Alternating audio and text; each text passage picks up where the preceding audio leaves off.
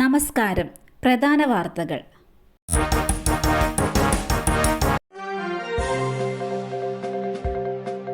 പാറശാല ഷാരോൺ വധക്കേസ് ശിക്ഷാവിധി ഇന്ന്. Neyyattinkara additional sessions കോടതിയാണ് വിധി പറയുന്നത്. ഇന്ന് രാവിലെ 11 മണിക്ക് കോടതി നടപടികൾ ആരംഭിക്കും. ഒന്നാം പ്രതിയായ ഗ്രീഷ്മയെ രാവിലെ 9:30 തിരുവനന്തപുരം വനിതാ ജയിലിൽ നിന്ന് നെയ്യാറ്റിൻകര കോടതിയിലേക്ക് കൊണ്ടുവരും. ഗ്രീഷ്മയും മൂന്നാം പ്രതിയായ ഗ്രീഷ്മയുടെ അമ്മാവൻ നിർമ്മൽ കുമാറും കുറ്റക്കാരാണെന്ന് കോടതി കഴിഞ്ഞ ദിവസം കണ്ടെത്തിയിരുന്നു. പ്രതികൾക്ക് പരമാവധി ശിക്ഷ നൽകണമെന്ന് പ്രോസിക്യൂഷൻ ആവശ്യപ്പെടും. ഇന്നലെ വിധി കേൾക്കാൻ ഷാരോണിന്റെ മാതാപിതാക്കൾ എത്തിയിരുന്നില്ല. ഇന്ന് ശിക്ഷാവിധി കേൾക്കാൻ രക്ഷിതാക്കൾ കോടതിയിലെത്തും. ആംബുലൻസിന്റെ വഴിമുടക്കി രോഗി മരിച്ച സംഭവം. വഴിമുടക്കിയ കാറിന്റെ ഡ്രൈവർ ഡോക്ടർ. രോഗിയുമായി പോയ ആംബുലൻസിന്റെ വഴിമുടക്കിയ സംഭവത്തിൽ കാർ യാത്രികനെ തിരിച്ചറിഞ്ഞു. പിണറായി സ്വദേശി ഡോക്ടർ രാഹുൽ രാജാണ് കാർ ഓടിച്ചിരുന്നത്. ഹൃദയാഘാതത്തെ തുടർന്ന് ആശുപത്രിയിൽ എത്തിച്ച വയോധിക മരിച്ചിരുന്നു.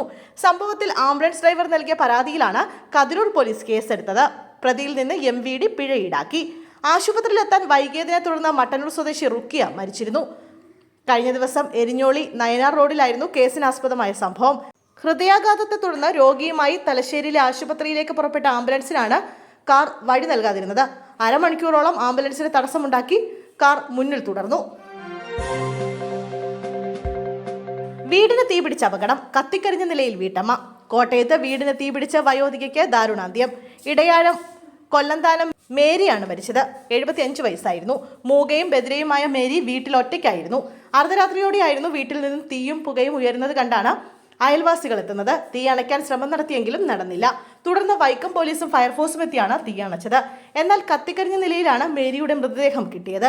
അടുപ്പിൽ നിന്നും തീ പടർന്നതാകാം എന്നാണ് പ്രാഥമിക നിഗമനം.